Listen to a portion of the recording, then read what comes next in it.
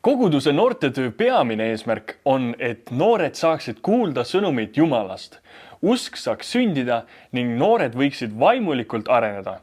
Noorte vaimulikku arengut ei toeta mitte niivõrd ambitsioonikas õppekava, vaid turvalise õhkkonna loomine, kus noored saavad kuulda Jumala sõna, mõelda ise, küsida, arutada ja palvetada.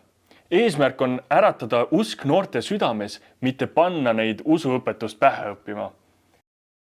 Noortejuht peab mõistma, et vaimuliku elu ja arengu allikas ning autor on alati Jumala püha vaim, mitte noortejuht ega ükski teine inimene.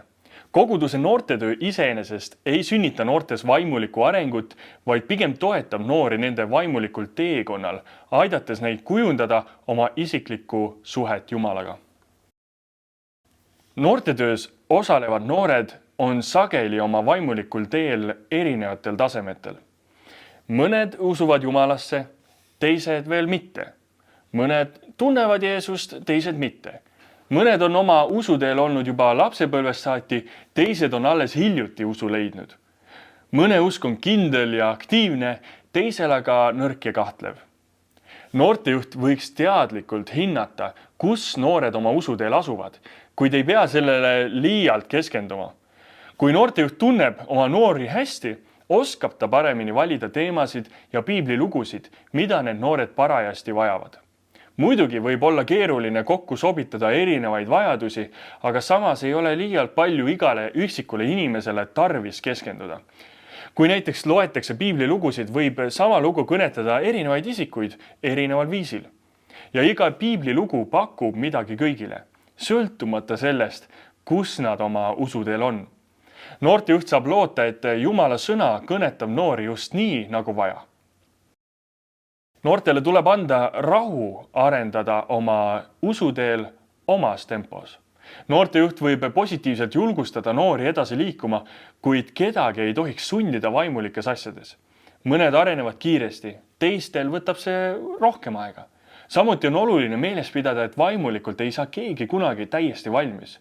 Vaimulik areng on elukestev rännak. Iga noor on omaette juhtum. Kui noorte vaimulikku arengut võib siiski jagada üldisteks tasemeteks, millisesse kuuluvad omad rõõmud ja mured. Noortejuht saab toetada noori nende usuelu rõõmudes ja aidata neil edasi liikuda probleemsetes kohtades. Noortetöös võib osaleda ka noori, kes veel ei usu ja see on täiesti normaalne, isegi hea. Mõned ei tea kristlusest midagi ja on avatud midagi uut kuulama. Teistel võib olla eelarvamusi või ükskõiksust selle teema suhtes. Selliste noortega võib olla kasulik läheneda suurte eluliste küsimuste kaudu. Kes saab mind aidata? Mis on minu elu tähendus? Kust ma olen läbi tulnud ja kuhu lähen? Mis juhtub pärast seda elu? Selliste küsimuste suhtes on raske jääda täiesti ükskõikseks. Veelgi olulisem on aga tutvustada noortele Jeesuse isikut piiblilugude kaudu. Lõpuks saab usku sünnitada vaid sõnum Jeesusest, kuid huvi selle vastu saab äratada asjakohaste küsimuste kaudu. Kui noore usk tärkab, saab noortejuht toetada kasvava kristlase identiteedi kujunemist ning julgustada teda palvetama, lugema piiblit ja osalema Jumala teenistustel. Õigeaegselt peab noortejuht juhtima noort ka ristimisele ja leerikoolile. On oluline, et noor kuuleks oma kogukonnas regulaarselt sõnumit Jumalast, sest see toidab ja hoiab usku. Noortejuht saab vastata noore küsimustele ja aidata tal mõista kristliku usu tervikpilti ning elada kristlikku elu. Kui noorel tärkab usk, on see suurepärane asi. Mõnedel võib sellega kaasneda tuline vaimustus piibli uurimise, tõsise kristliku elu elamise ja Jeesuse sõnumi levitamise vastu. Noortejuht saab seda hea meelega toetada, kuid samas on oluline jälgida, kuhu noore vaimustus suundub. Tihti võib suure vaimustusega kaasneda ka ebaterveid usulisi rõhuasetusi. Järgnevalt võtame ette 2 ebatervet usulist rõhuasetust. Üks neist on käsumeelsus. Siin muutuvad usu keskseks erinevad piiblist või kristlikust kultuurist tõusvad reeglid ja keelud. Kristlikke eluviise elatakse väga tõsiselt ja sama nõutakse ka teistelt. Kui keegi elab või mõtleb erinevalt, seatakse kahtluse alla tema kristlikkus. Tähtsateks teemadeks võivad olla näiteks see, kuidas kristlane peab riietuma. Kui palju peab igaüks aega kulutama palvetamisele ja piibli lugemisele ning millised sõnad, teod ja mõtteviisid on kristlastele keelatud. Käsumeelsus on palju head ja õiget, mis tõepoolest kuulub kristliku elu juurde, kuid lähenemisviis on väär. Põhimõtteliselt on kristlase elu vabadus, mitte käskude ja keeldude järgimine. Pealegi ei kutsu piibel meid hindama ja kohut mõistma teiste üle, vaid pigem uurima oma elu ja südant ning parandama meelt enda pattudest, mitte teiste omadest. Ülbus ja kõva süda on samuti suured patud, mida käsumeelne inimene sageli endas ei pruugi märgata. Olgugi, et Jeesus kõige rohkem just nende pattude vastu kõneles, kui ta võitles variseride ja teiste nii-öelda superusklike vastu. Kui inimene mõistab oma patust olemust, suudab ta sageli olla armuline ka teiste suhtes. Teine äärmus on odava armu usk. Siin on Jumala arm ja kristlase vabadus muutunud ainukesteks teemadeks, jättes kõik muu kristlusest kõrvale. Midagi ei peeta kristlastele tegelikult keelatuks ning on ükskõik, kuidas kristlased oma elu elavad. Patust ei soovita rääkida üldse ning Jeesuse ristisurma tähendus hägustub.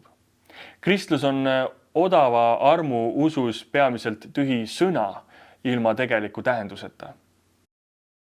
Jumala arm on tõepoolest suur, kuid samas kutsub Jumal meid meeleparandusele ja kõigi pattude hülgamisele. Piibel annab kristlastele palju juhiseid, kuidas peaks elama.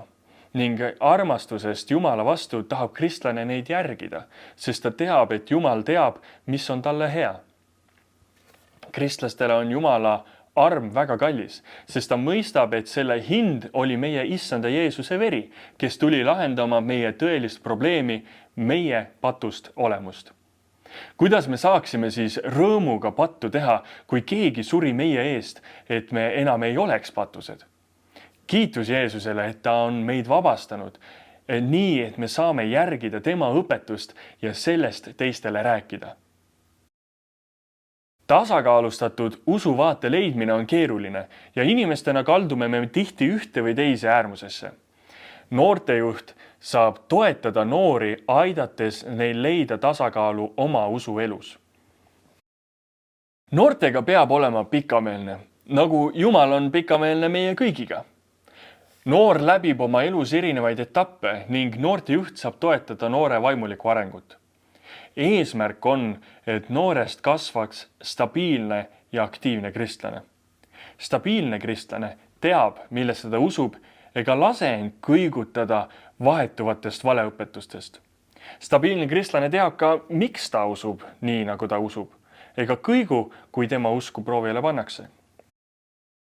Noortetöö eesmärk on, et noorest saaks aktiivne koguduse liige, kes soovib oma oskuste ja tugevustega koos teiste kristlastega oma kogudust ehitada, nagu piibel õpetab. Meid kutsutakse kandma vastutust nii oma koguduse elu kui ka Jeesuse antud missioni käsu täitmise eest, kuulutada armu sõnumit kogu maailmale. Aktiivse kristlase usk ei jää ainult tema südamesse, vaid on nähtav ka tema tegudes ja sõnades. Koguduse noortetöö saab toetada noori kasvama sellisteks aktiivseteks kristlasteks.